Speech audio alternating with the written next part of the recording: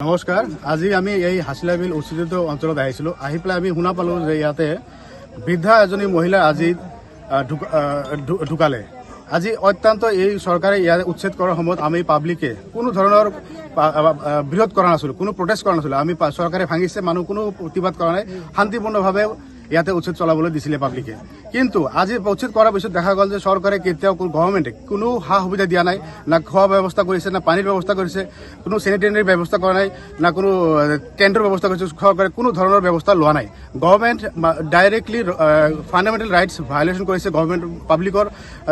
জীয়াই থকাৰ কোনো অধিকাৰ কাঢ়ি লৈ লৈছে আজি এই অত্যন্ত গৰমৰ ফলত ত্ৰিপলৰ তলত পাব্লিকে দিয়া ত্ৰিপলৰ তলত থাকি পেলাই অত্যন্ত গৰম থাকি পেলাই আজি 65 বছৰীয়া বৃদ্ধা মহিলাজনী আজি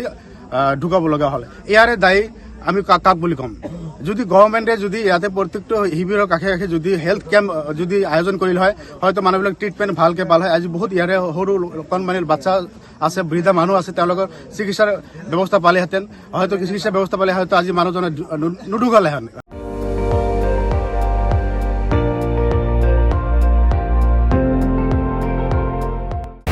আপুনি চাই আছে ND24 সৰ্বশ্ৰেষ্ঠ নহয় সৰ্বোত্তমৰ দৌৰ